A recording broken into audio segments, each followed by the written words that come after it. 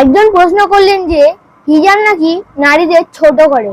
তো উত্তরটি জানতে এই ভিডিওটি সম্পূর্ণ দেখুন।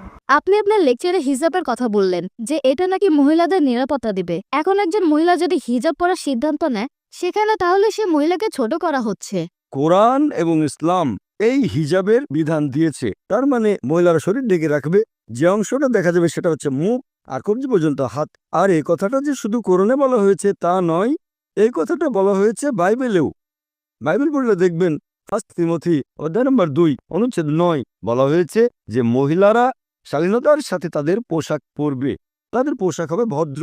একইভাবে বেদ পড়লে দেখবেন বলা হয়েছে মহিলারা মাথা ঢেকে রাখবে। তাহলে সবগুলো ধর্মগ্রন্থই বলছে যে মহিলারা কাপড় দিয়ে মাথা ঢাকবে, এটা শালীনতার জন্য, এটা মহিলাদের ছোট করার জন্য নয়। আমি বলেছিলাম যে মহিলারা খোলামেলা পোশাক পরলে ধর্ষিত হওয়ার সম্ভাবনা বেশি থাকে। একবার গিয়েছিলাম আমেরিকায় একটা লেকচার অনুষ্ঠানে, একজন আমেরিকান বললেন তোমাদের প্রাচ্যের মহিলারা খুবই অভদ্র। অবাক হলাম, বললাম আপনি প্রাচ্যের মহিলাদের অভদ্র বলছেন কেন?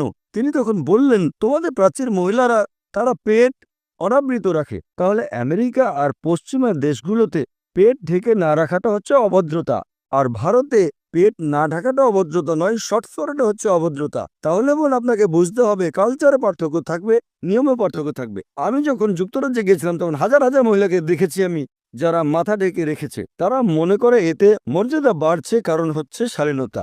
আপনার মতামত, আপনার লাইক, আপনার শেয়ার আমাদের কাছে খুবই গুরুত্বপূর্ণ। তাই সঙ্গে থাকুন, সাথে থাকুন, পাশে থাকুন।